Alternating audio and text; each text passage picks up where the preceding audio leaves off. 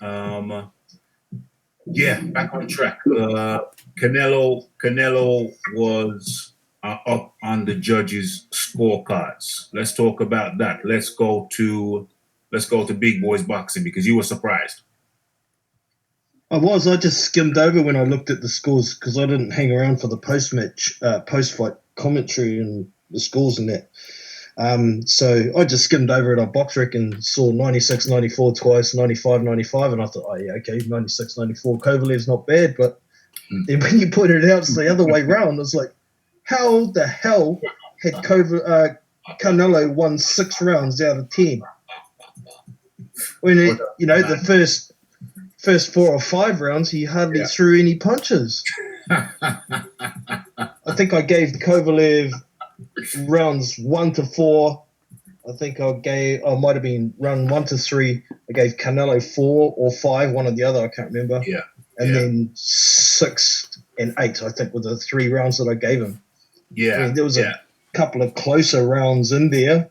Yeah. Could have gone either way, but no, I can't see Canelo winning 5 rounds out of the first 10. No way. But I'd love to know what Red and Don think of these scorecards. Yeah, we'll be going to Don ZB next. Don ZB. Canelo was up on the scorecards. How many rounds did you give Canelo?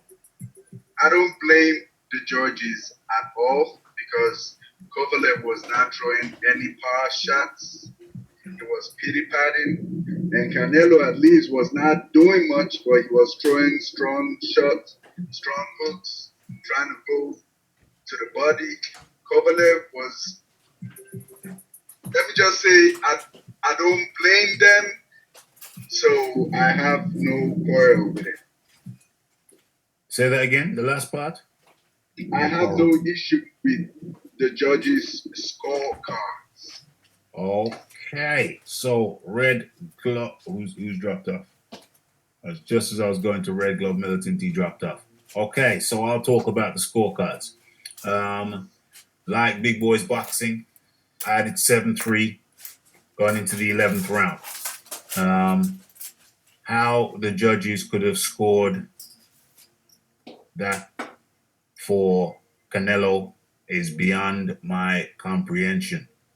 What I saw was Kovalev outboxing Canelo handily, easily outboxing Canelo.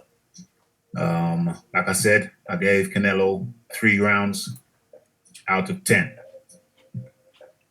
So how the judges had Canelo winning, actually beating Kovalev going into the 11th is beyond my comprehension. So here again, we get back to the situation of the belief that you can't beat Canelo in Las Vegas. John D. Lee. Yeah, well, I think that's kind of proven thing now. It was quite a blatant one. I had Kovalev out in front. I was struggling to find anything to give Canelo rounds on. Yeah. I felt like what Canelo was doing was enough to stop Canelo going for the knockout, Kovalev going for the knockout, which might have been a bit of a mistake in hindsight. Yeah. But if you're going to score punches landed, Canelo was hardly landing at all. Yeah, he was throwing with much better intentions than Kovalev. Yeah. Which is why I think Don ZB was happy to give him the rounds that he was, or having the head on the cards. Because some people don't want to score someone who's planning for a points win, which is clearly what Kovalev was planning for. Yeah. Unless he thought he was going to knock him out in the 11th, but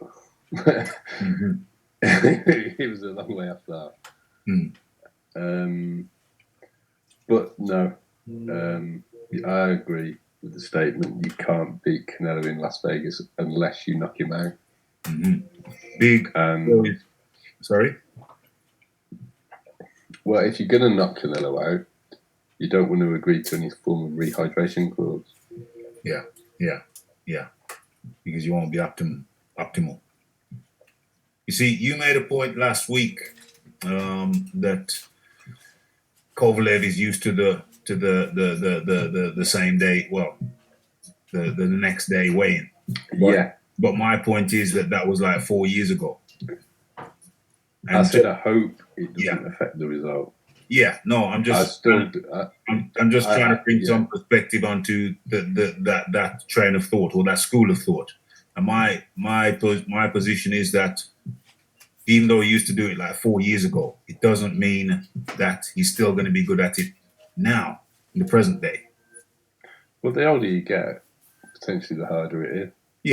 Yeah. So there's no question about that. Yeah. So my response to that argument is that was 4 years ago, and it doesn't necessarily translate that it's all going to be cool in the gang 4 years later. The thing is, the IBF have dropped that rule now anyway. Well, there you go. Yeah. So there you go. What I also pointed out was I just don't like the way Canelo does these extra things because you're only doing it to gain an advantage. The extra stuff, big boys boxing. Can Canelo be beaten in Las Vegas? Only if you knock him out. And I think maybe if it was a factor, Kovalev should have done a Danny Jacobs. Disregard the rehydration clause. Yeah. Fight where you're comfortable. And maybe when he had Canelo hurt in the 7th round, he could have chased him down and knocked him out. Yes. I said that in one of my videos. I said that Kovalev should disregard. No, what I said was that Kovalev should just go about his normal rehydration, as he normally does, and let the scales tell whatever story they want to tell. But don't worry about the scales after you've weighed in. Just rehydrate as you normally do, and if you come in on the money, then fine. If you don't come in on the money, then you're going to have to pay a lot of money. But I think Danny Jacobs had the correct approach. He said, well, I negotiated the fee in mind of the excessive fees that I would be asked to pay if I didn't meet the rehydration clause stipulations. Done. The thing with that rehydration clause, Rafi, sorry to interrupt, no worries, was it wasn't Golovkin putting it in there. It was when the IBF still had the rule. You mean Canelo? So what it meant? Yes. Oh, Canelo. Did he do it for Canelo as well as Golovkin? No, he did it no. I thought he was just generally talking about the Canelo's requiring the. Yeah, I'm just talking about when Danny Jacobs did it. Oh, okay, yeah. So it was the rehydration IBF clause was there for the IBF. Yeah, right. So it meant the IBF wasn't on the line. Oh, yeah, that's right. That's what I was saying. Yeah, can you say it again though? Because okay, so when Danny Jacobs just didn't bother with the same day weigh-in against Golovkin, it was a tactical thing because they thought it would help them in the fight. Mm-hmm. But Golovkin didn't put it into the contract. The IBF had it as part of their rules. Oh, I've got you. And when did the IBF dispense with that rule? I think it was this year. Okay, yeah, it's got to be recent. It must be recent. So the argument against it is safety. Of course, it's not safe. You need to be rehydrated. If you're not rehydrated, then that you're more prone to brain damage because the fluid around the brain. If you're dehydrated, then you have less fluid around the brain, and that fluid acts as a cushion. And it's easier to get knocked out. Yeah, Don ZB. Of course, if a judge could score Mayweather Canelo a draw, then of course you need to knock Canelo out straight up. Kovalev should have known that, and I don't know what he was doing or what he was thinking. There's a photo of him after the fight in his robe in his hotel room, laughing. So I don't know what that's all about. But what we need to be talking about, though, is the clear indication that Canelo is not the face of boxing. Because Canelo, Golden Boy, and The Zone embarrassed boxing this Saturday. I've never seen anything like that. Like you are basically waiting for Ine Diaz versus a backyard fighters fight to Yeah. end before the face of boxing fights? Come on. Come on. Yeah, man. I think this might be the first time in history. I think Yes. this might be the first time in history that we've agreed on something, Don ZB. Okay. I don't know if you remember when Floyd came back from retirement in 2009 and he wanted to fight Marquez, and everybody were criticizing him, saying he was trying to drag Marquez up 2 weight classes.